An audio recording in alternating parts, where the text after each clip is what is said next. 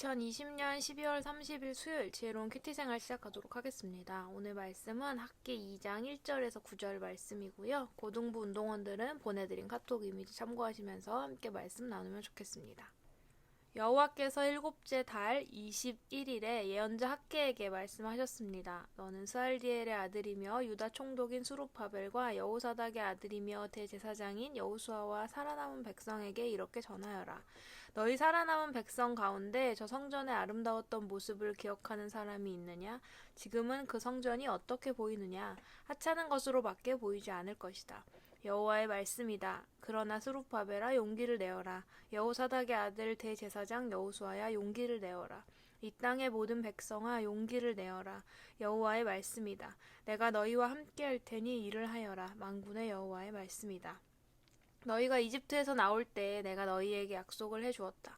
내 영이 아직도 너희와 함께 있다. 그러므로 두려워하지 말라. 만군의 여호와께서 말씀하신다. 조금 뒤에 내가 다시 하늘과 땅을 흔들어 놓겠다. 바다도 육지도 흔들어 놓겠다. 그리고 모든 민족을 흔들어 놓겠다. 그들에게 보물을 이리로 가져오게 하겠다. 그때 내가 이 성전을 영광으로 채울 것이다. 만군의 여호와의 말씀이다. 은도 내 것이요 금도 내 것이다. 만군의 여호와의 말씀이다. 저 옛날 아름다웠던 성전보다 이 성전이 더 아름다울 것이다. 만군의 여호와의 말씀이다. 내가 이곳에서 백성에게 평화를 주겠다. 만군의 여호와의 말씀이다. 아멘. 성전 건축이 시작되었습니다. 전능하신 하나님이 함께 하시니 든든한 마음으로 또한 그들의 마음을 만져주시고 감동하게 하시는 하나님의 은혜를 따라 성전을 다시 짓는 일을 순종함으로 시작했지만 성전이 건축되는 상황을 지켜보자니 참 답답합니다. 예전 아름다운 성전을 보았던 사람들은 지금 자신들이 다시 지은 초라한 성전의 외형을 보고 힘이 빠졌습니다. 겨우 이것 지으려고 우리가 이 고생을 했나? 라는 한탄이 절로 나오는 상황이었습니다. 하지만 그들이 잊지 말아야 할 것 한 가지가 있었습니다. 성전을 성전되게 하는 것은 성전의 크기, 성전을 짓는 데 쓰여진 좋은 재료, 성전을 채우고 있는 그 어떤 것이 아니라는 것입니다. 성전을 성전되게 하는 것은 성전에 있어서 가장 중요한 것은 하나님이 거기 계시는가입니다.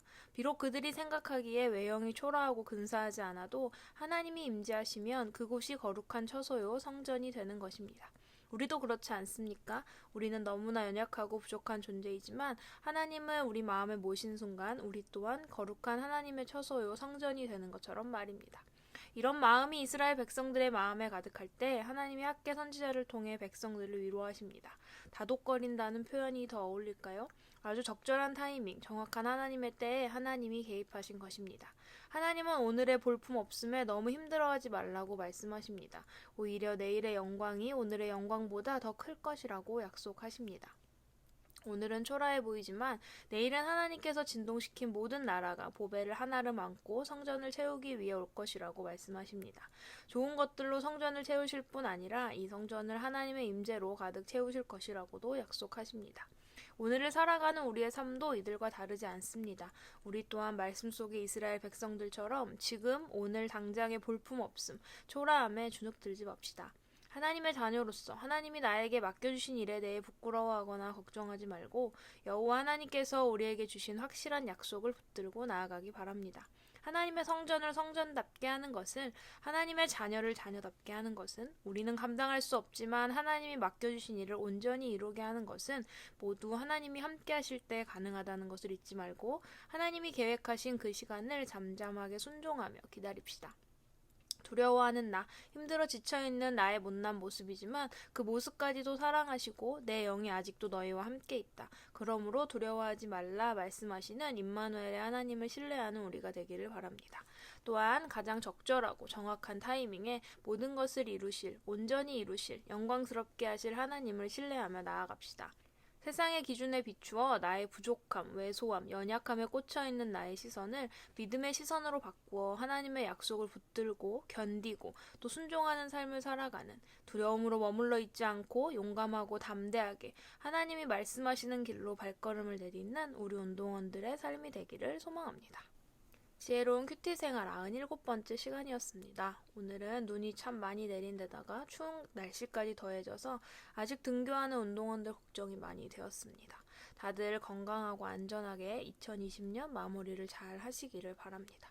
오늘의 퀴즈 드립니다. 첫 번째, 초라한 성전을 바라보며 낙심하는 이스라엘 백성들의 생각과는 다르게 성전을 성전되게 하는 것은 무엇이라고 했나요?